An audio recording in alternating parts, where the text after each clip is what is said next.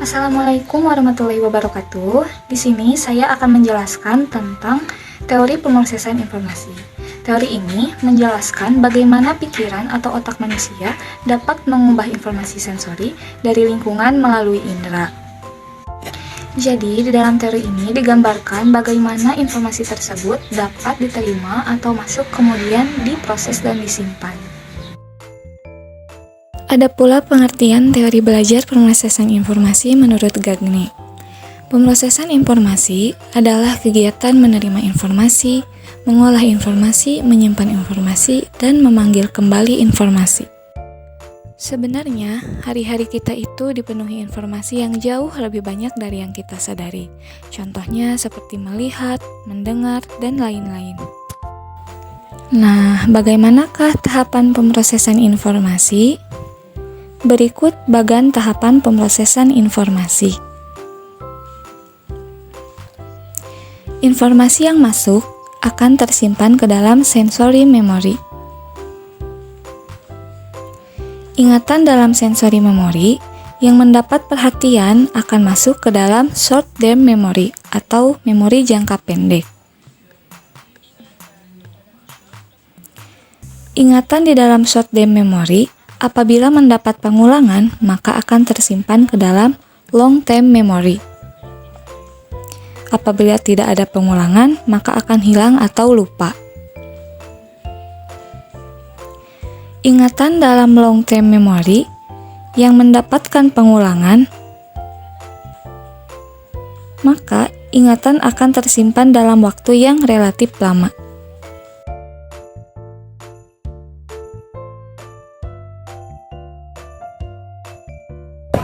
Menurut Donald Broadbent, pemrosesan informasi terdiri dari 3 tahapan.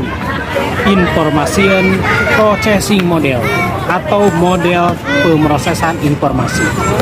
Encoding yaitu proses pengtransformasian peristiwa-peristiwa ke dalam bentuk yang bisa disimpan dan digunakan selama masa tertentu. Sedangkan storage atau disebut juga dengan retensi, yaitu proses mengedamkan informasi yang diterima dalam suatu tempat dan dalam jangka waktu tertentu. Yang ketiga adalah retrieval, yaitu sebuah proses pengaksesan, penembalikan atau pemanggilan kembali informasi yang disimpan di dalam sebuah memori untuk digunakan.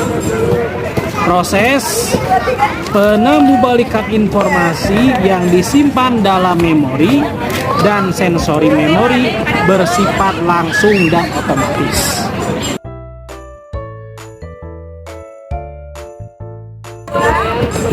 Para ahli kognitivisme membagi memori jangka panjang ini dengan 3 bagian. Yang pertama adalah episodic memory. Episodic memory adalah pengalaman hidup manusia yang memuat sebuah gambar secara mental tentang segala sesuatu yang manusia lihat dan dengar. Yang kedua adalah semantic memory, adalah memori yang berisi ide-ide atau konsep-konsep yang berkaitan dengan skema.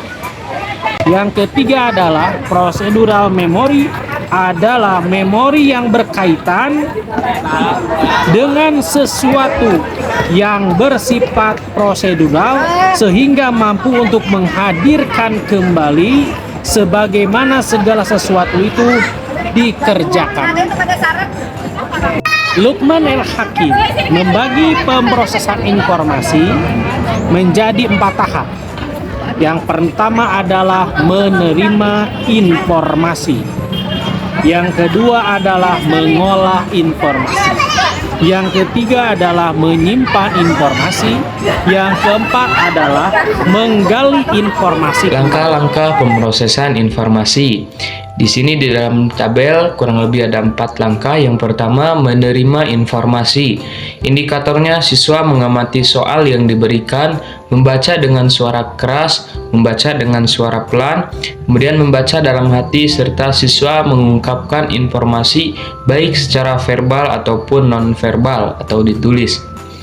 Kemudian yang kedua, mengolah informasi. Indikatornya, siswa merespon informasi baik secara verbal atau non-verbal. Siswa menggunakan satu atau lebih informasi dalam memberikan respon. Yang ketiga, menyimpan informasi.